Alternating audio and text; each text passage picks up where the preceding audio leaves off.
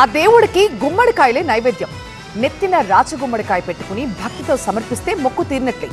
కోరికలు నెరవేరిన ప్రతి ఒక్కరూ గుమ్మడికాయ ఎత్తుకుని కోర మీసాల వీరభద్రుడి దర్శనానికి క్యూడతారు. మంత్రులైనా ఉన్నతాధికారులైనా సామాన్యులైనా గుమ్మడికాయలతో వీరభద్రుడి ముందు శరభ అనాల్సిందే. ఇంతకీ ఆ గుమ్మడికాయ మొక్కులేంటి? ఎక్కడుంది ఆ ఆలయం?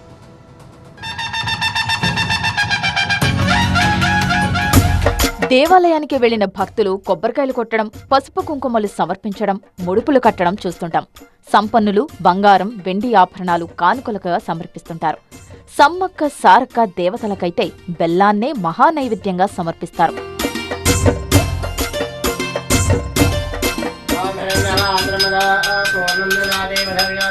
హనుమకొండ జిల్లాలోని కొత్తకొండ వీరభద్రుడికి మాత్రం గుమ్మడికాయలే మహానైవేద్యం. కోటీశ్వరులైనా నిరుపేద భక్తులైనా సరే ఈ దేవుడిని దర్శించుకోవాలంటే నెత్తిన గుమ్మడికాయ ఎత్తుకొని రావాల్సిందే. కొత్తకొండ వీరభద్ర స్వామికి మొక్కుకున్న ప్రతి ఒక్కరూ ఆ కోరిక తీరిన వెంటనే నెత్తిన రాచగుమ్మడికాయని తలన పెట్టుకొని కొత్తకొండకు క్యూ కడుతుంటారు. వీరభద్రస్వామికి గుమ్మడికాయ మొక్కు చెల్లిస్తారు. మేము కోరుకున్న కోరికలన్నీ నెరవేరుస్తాడు దేవుడు. మాకు చిన్నపిల్లలకి పాడి పంటలు కానీ, ఇల్లు గృహాలు కానీ, మా పిల్లలకు జాబులు కానీ అన్నీ మాకు దేవుడు ఇస్తున్నాడు.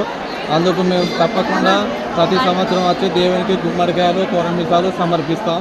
కొత్తకొండ వీరన్న మొత్తము అన్ని అభయం అన్ని నెరవేర్చే గుమ్మడికాయ ఇస్తే గుమ్మడికాయ ధనం ఏది అనుకుంటారు పొంగు బంగారం కోరికలన్నీ.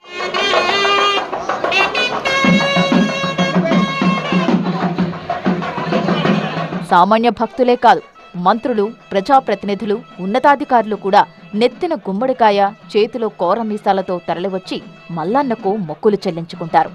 మంత్రులు పొన్నం ప్రభాకర్, కొండా సురేఖ ప్రభుత్వం తరపున వీరభద్రస్వామికి మొక్కులు సమర్పించారు.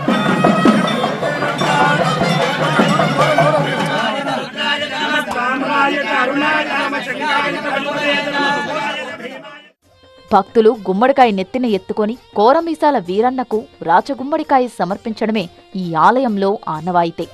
జాతర సందర్భంగా వేలాది గుమ్మడికాయలు స్వామికి సమర్పిస్తారు. ఈ సంప్రదాయంతోనే కొత్తకొండ వీరభద్రస్వామి జాతరలో వేలాది రాచగుమ్మడికాయల వ్యాపారం జరుగుతుంది.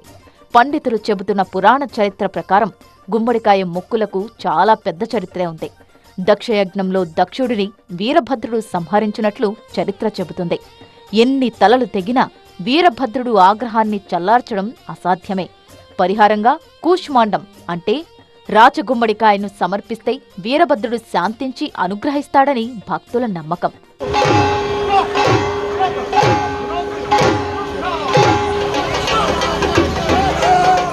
భోగి పండుగకు ముందు రోజు రాత్రి శరభ అని శరణు ఘోషతో పరిసర గ్రామాల ప్రధాన రహదారులు మార్మోగుతాయి. దారి వెంట శివసత్తుల నృత్యాలు భక్తులను ఆకట్టుకుంటాయి. అందంగా అలంకరించిన ప్రభబండ్లు జాతరలో ప్రత్యేక ఆకర్షణగా నిలుస్తాయి. దామెరుప్పుల వంశీయులు స్వామికి వీరబోనం సమర్పించి కనుమనాడు ఇంటికి తిరుగుముఖం పడతారు. దాదాపు 7 దశాబ్దాలుగా ఈ ఆచారం కొనసాగుతుంది.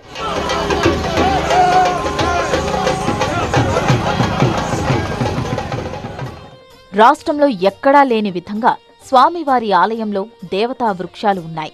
రుద్రాక్ష, జమ్మి, మర్రి, వేప, జుబ్బి, రావి, ఉసిరి చెట్లు ఉన్నాయి.